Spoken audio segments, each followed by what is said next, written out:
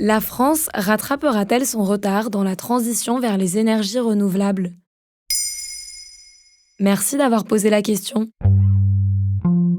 C'est peut-être le début d'un changement dans notre rapport à l'énergie. Le projet de loi d'accélération des énergies renouvelables a définitivement été adopté par le Parlement le 7 février 2023. Les sénateurs ont voté en extrême majorité la mise en place du texte, avec 300 voix pour et 13 voix contre. Portée par la ministre de la Transition écologique Agnès Pannier-Runacher, cette loi prévoit en particulier le développement de l'éolien en mer et celui du solaire.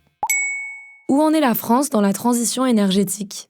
Aujourd'hui en France, le nucléaire est la première source d'énergie. Il représente 35% de la consommation globale selon les chiffres du ministère de la Transition écologique. En 2021, selon l'INSEE, la part des énergies renouvelables, ou ENR, est de 19,3%, soit 10 points de plus qu'en 2005. L'objectif du gouvernement Macron est d'inverser la tendance, c'est-à-dire de réduire la part du nucléaire à 20% de la consommation globale et de faire passer celle des énergies renouvelables à 40%. Tout ça à l'horizon 2030, en sachant que la volonté du président de la République est d'atteindre la neutralité carbone en 2050. Mais pour cela, il faudrait réduire la part des énergies fossiles qui représentent près de la moitié de la production énergétique du pays.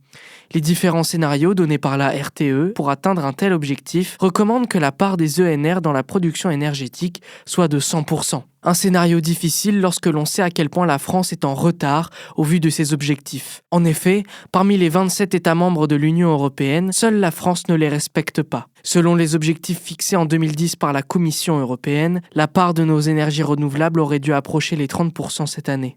Et comment cette loi permettrait-elle d'atteindre ces objectifs ?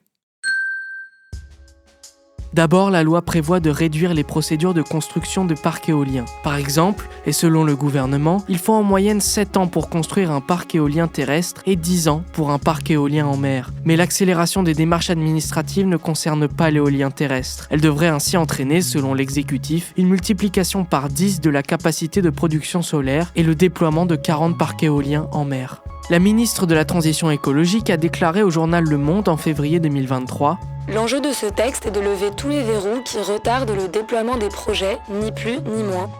L'une des solutions se trouve être les acteurs locaux.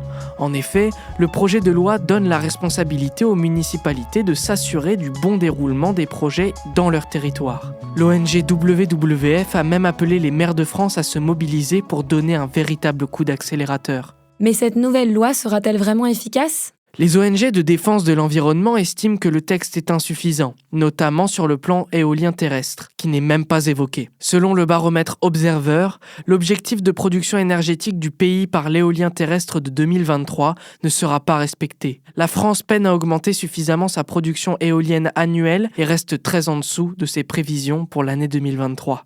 Voilà en quoi la France rattrapera peut-être son retard dans sa transition vers les énergies renouvelables. Maintenant, vous savez, un épisode écrit et réalisé par Samuel Lambroso. Ce podcast est disponible sur toutes les plateformes audio. Et si cet épisode vous a plu, n'hésitez pas à laisser des commentaires ou des étoiles sur vos applis de podcast préférés. Papa.